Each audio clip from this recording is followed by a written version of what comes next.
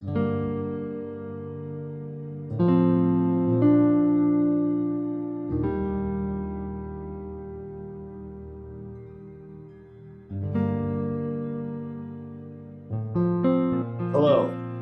my name is Mel Santos, and I have been a member of the Rotary Club of Gig Harbor in Washington since 2007.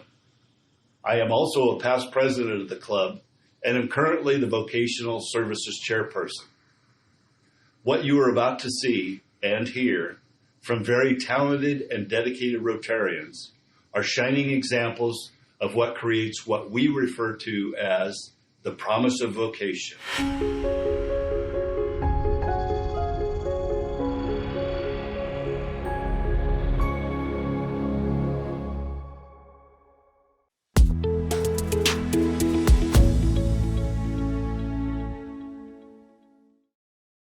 Several years ago, the Peninsula School District started to look at options for students that were other than a four-year path to a career. Part of that was meeting the needs of the skilled trades industry in the greater Northwest. And from that came the concept of a pre-apprentice program at the Peninsula High School. Our club was invited to be part of a skilled trades committee in which people from the industry, the local schools, and nonprofits got together to determine how can we all work together as partners to create impact with the students in their lives. In doing that, we got actively involved. Part of the process here was to come up with ideas for students to demonstrate their skills. And this is where the vocational aspect of it comes in. I had a background in the construction and building products industry for over 35 years. And as kind of an aside, my son was in a program with the Linwood Rotary Club in which they actually built a house as part of their program. So I took that idea of why couldn't we do that down in our area? And as with everything, you think big and the reality begins to hit. In getting a program started, we needed something that was scalable. In other words, we could start small and work our way up. The concept came of building an 8x12 tiny house. We then thought about the process of what would we do with that tiny house. And again, this is where Rotary and the Vocational Committee got involved. The Rotary Club provided the funding to build a tiny house of about $3,500 for the materials, and also provided the skills through our Vocational Committee to source those materials and deliver them. We also provided the coordination for finding a home for the tiny house. The school, in turn, provided the skilled labor through the students to do that, and also the publicity that we needed to help build our public image in the community.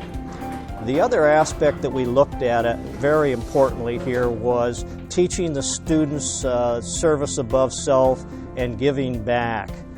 So this project met the criteria of having an impact by not only providing the students with benefit, but also the community.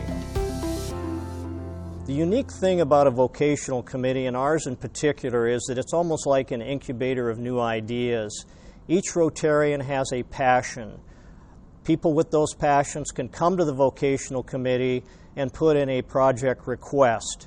It is then reviewed by the committee and a determination made whether we should provide the seed money for that particular project. We find this has been the key to the success of our vocational committee. The committee bought off on the idea, and $3,500 were dedicated to do a prototype program in 2017. It took about 4 or 5 months, candidly, to get through the process of this startup with the schools, the source or place to put the tiny home, and just all the logistics involved. It took 3 or 4 Rotarians' efforts to make this thing happen. We've ended up building the house in about 6 months from the school standpoint, so we were ready to deliver a house after approximately 9 months. What has progressed since then has been very interesting because, as you know, with any new project, other things begin to happen. We looked at the facility in which the pre-apprentice program was being taught in, and candidly, the school district does not have a lot of money to support refurbishing and upgrading the shops. So we brought out several other vocations. Again, one, a person in our club who owned a manufacturing facility, an architect, and some other people that had construction trade industry experience, and we reviewed the shop to find out what their needs were. It became very evident that welding was an important part of this program, and they did not have the welding machines, current welding machines. So the club, through our foundation, funded 3 virtual welding machines that are now in place and have been in use and very effective.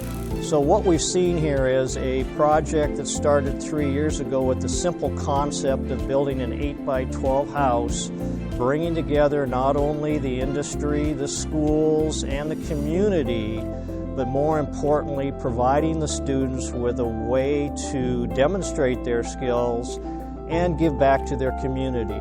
We have students state to us through letters that this program, the pre-apprentice program, has made a total difference in their lives because it is a different path and something for which they have passion. So I'd highly recommend that you chat with other people around your area. It does not necessarily need to be your high school. There's community colleges. There's also skilled trade centers that are looking for opportunities to partner with organizations such as Rotary.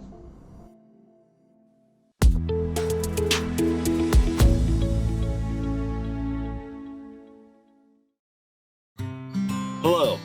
Myself, along with my good friend and fellow Rotarian Richard Smalls, champion the Vocational Services Subcommittee that supports the First Tee organization. We are pleased in our partnership with First Tee. First Tee is an international youth development organization introducing the game of golf and its inherent values to kids and teens through after-school and in-school programs.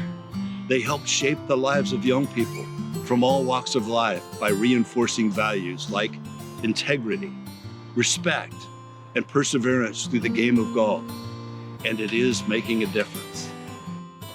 Rotary's involvement and support have most definitely helped expand the First Tee program in our great community.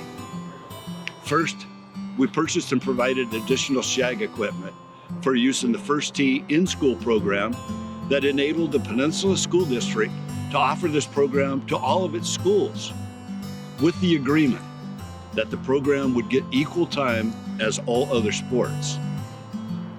We then funded and provided scholarships for entry into the First Tee after-school program that benefited those less financially fortunate individuals.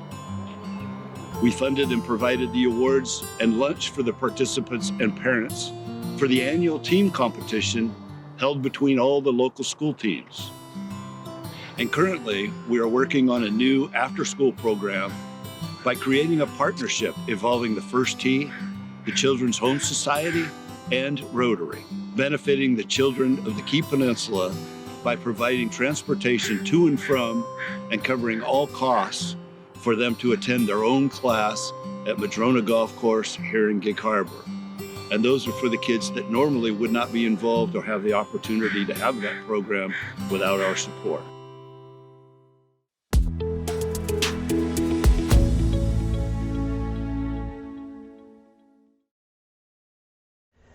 Thank you, Sierra.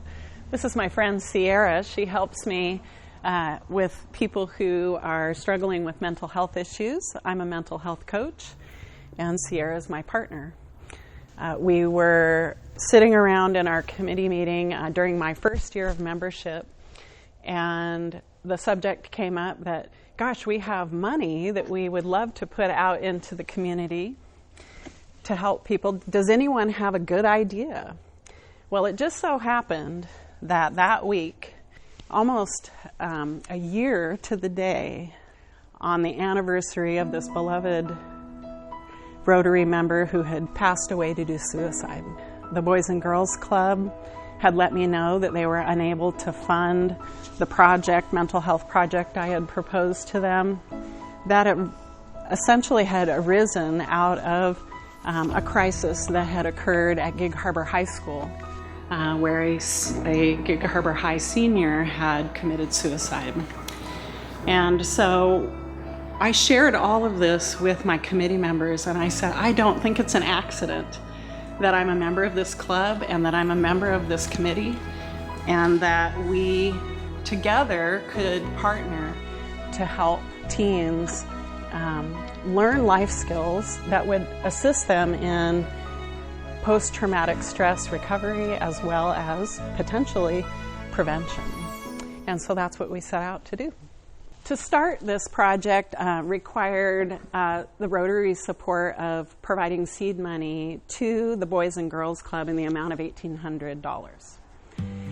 It took about 10 individuals from the surrounding community, as well as staff members at the Boys and Girls Club and myself, participating to get the planning in place, to jump through all of the legal hoops and get everything ready. It took about 5 adults to monitor the program. The planning process took about 4 months. The program itself took only 8 weeks. So from beginning to end, it was about 8 months total.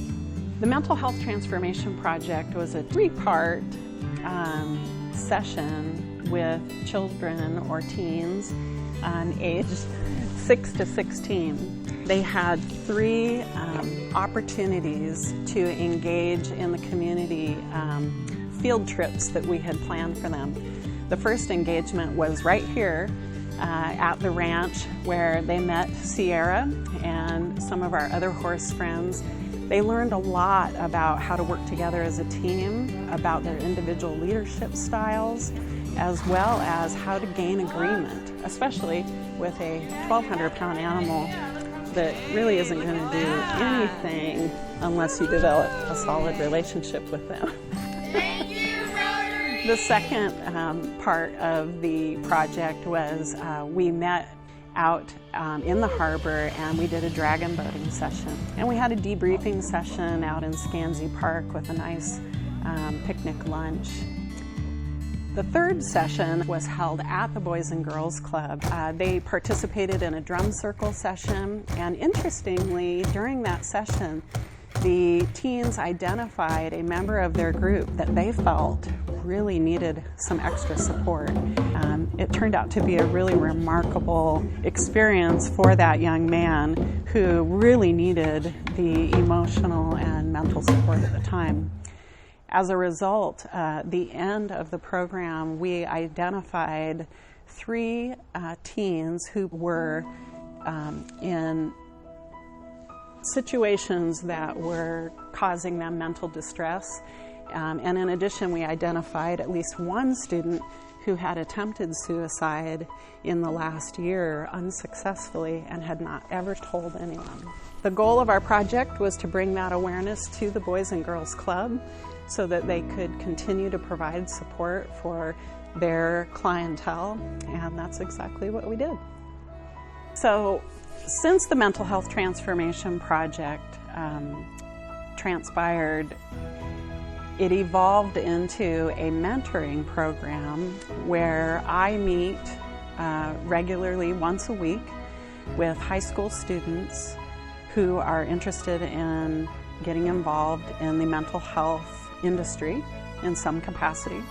And our hopes for the future are to develop specifically a scholarship program for mothers and daughters to be able to have mental health transformation experience so that we can begin raising leaders of the future that can assist with mental health wellness as well.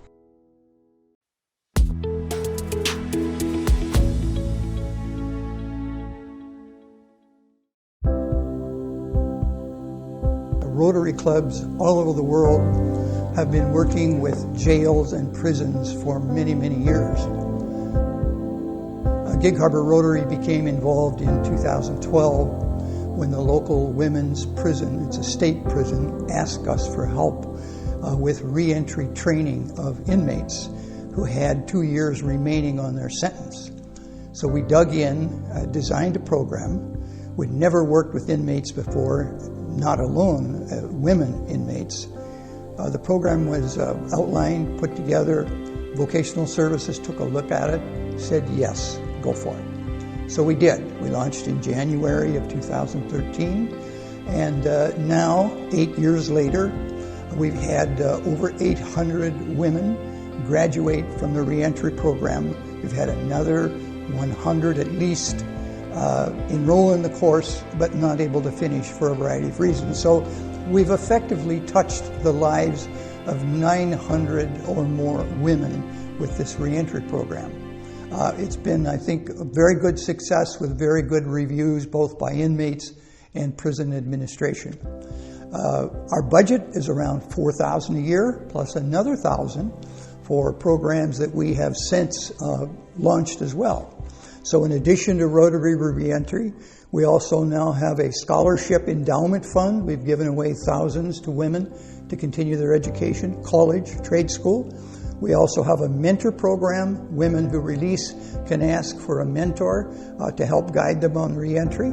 We also now have a vehicle program called Cars for Change, help with a vehicle, a license, and insurance. And we've now launched a website, and it has complete information on everything I'm sharing with you today. I'm going to close by saying that we survey every woman who takes our reentry class. We know without fail 60 to 70% of the women who take the class will tell us they have been incarcerated before. Sometimes, some of them many times.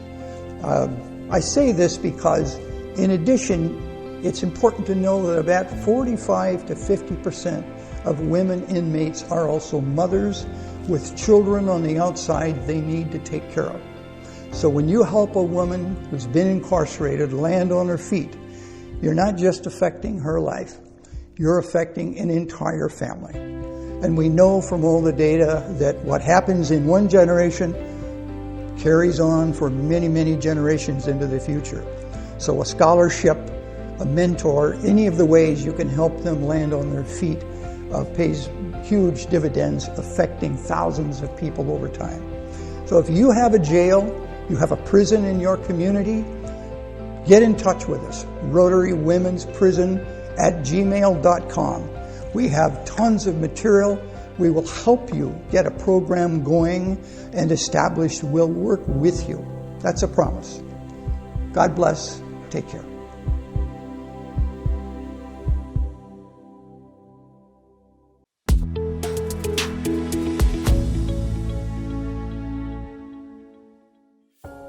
I have a friend, Buck Freimeyer, who started a prison release program to help train the ladies coming out of the prison how to interview for a job and things like that. And I mentioned that program because they had a young lady coming out of the prison and she needs a car she can borrow to get to work.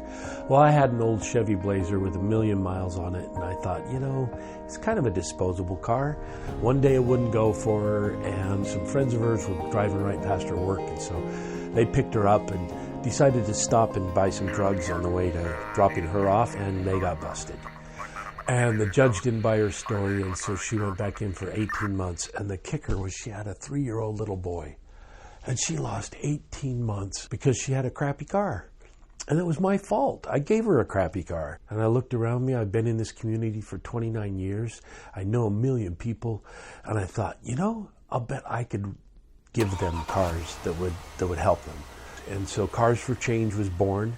The idea, I pitched it to Rotary, and they were excited, very excited, to take a next step. Because this whole prison release thing was designed to help reduce the return rate. So we formed a board. Rotary paid for the filing for a 501c3, all those costs, and one of our Rotary past presidents is a lawyer, and he did all the work for free. And so it's really been a community effort and involvement. Rotary's just been right there at every step of the way. I get some money every year from the Vocational Committee's budget, and that almost covers the insurance. I've got some terrific partners right up the street.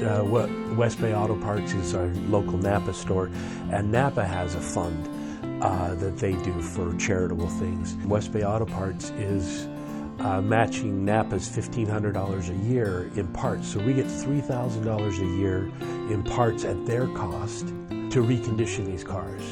And so a car gets donated to us, and we look it over and whip it into shape.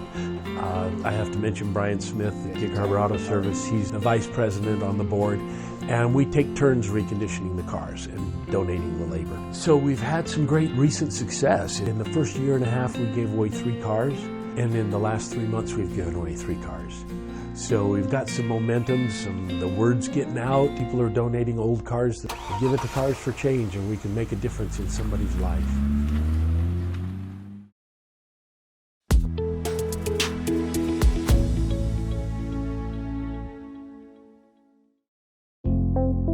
When I joined Rotary about 5-6 years ago, the first thing that touched my heart was the Star Awards program that our vocational committee sponsors every year. I have to tell you, as our mantra as Rotarians, service above self, this award goes all the way through the community to non-Rotarians, and it recognizes, it honors all those folks out in our town who are always volunteering, who are always providing service, and who sort of go under the radar. We're recognizing them with this event. This is a 3 to 6 month process that our clubs invest in for this, so yeah, it takes some time. But it's also good fun time that we have getting it together. It involves a number of things. It is this fancy dinner with orchids on the table, but the recipients each get a crystal award that says Rotary Star of the Year. They also receive a Paul Harris Award from us, and so they learn about Paul Harris. As part of the evening, in the middle of the dinner, we have, throughout the previous months, had a professional video prepared that highlights the work of these folks. And so it shows them in their fields doing their good works, and the whole crowd of 130 people get to watch. And you can hear ohs and oh my gosh as the video is playing, and these people, I mean, it's just such a feel-good thing for them and for everyone. We end the evening with a dessert, but we also have a dessert dash. All the money that we collect from the dessert dash goes to that designated charity of the selected stars for the year. It expands our bubble because that charity now brings more people to our dinner, it brings more vision to the service that these people have done. And so it's kind of like a pebble that you throw into a pond, and it just keeps growing and growing and growing.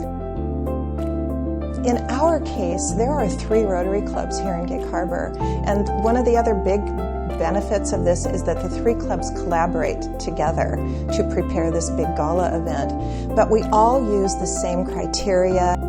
The criteria are, these folks are non-Rotarians. They live or work in our greater community, so they come from us and around us, and they're nominated by a Gig Harbor Rotarian. They are doing community service. Very importantly, that their service is above and beyond their actual vocation, their actual profession. For instance, one year a teacher got the Service Above Self Star Awards. And it wasn't because she was a fabulous teacher, although she was. It was that beyond her day, she was doing other great things on a regular basis to engage kids in the community and to make opportunities happen for them. It came from her vocation, but it was not her job. There are some costs to this. The teams that organize it over that 3 to 6 month, each club has about 3 people in a team that are the organizers. That's a people cost. On the evening of the event, I'd say we need about 15 volunteers. There are some monies that are attached to this too, but that's curious because in the beginning, this was a zero budget project. There was no money attached. By the time we were done, whatever money we had left, including the dessert dash, we just divided that up and gave it to the stars. Now we've grown a little bit. We're actually paying for our video now, and we're actually giving our stars more money because we decided it's definitely worth it. So we have currently a $2,000 budget in our club to support this program. And anything that we get, nothing in the end out of it, any monies that we have go to that star. So we're trying to give at least a $1,500 gratuity or help to them for their charity. This team, this committee of Vocational, is important because here we're honoring people in their vocation. And every year I think, holy cow, where are we going to find more people like that next year? How can we top this or match this? And every year, it's like amazing. There are folks out in our communities that we haven't even been seeing, and now they're like blossoming. We find them. My project is just about honoring people who are out there in our world in their vocation, and we're catching them beyond their vocation in service above self. Thank you for your time and attention. I hope you enjoyed this video. As I'm sure you can see, all of our subcommittee chairpersons are very proud of their accomplishments, and I am very blessed and honored to be part of this awesome team. If I can leave you with a couple of thoughts. First, give your fellow members the opportunity to succeed. Solicit and fund their projects and ideas. Remember, every success starts with a good idea. And secondly, and most importantly, make your committee meetings fun. Then, and only then, you too will experience the promise of vocation. What is that? It's a feeling you will feel deep down inside your heart that you will never, ever be able to forget. Should any of these ideas be of interest to you and your club, we are here to help. Thank you again.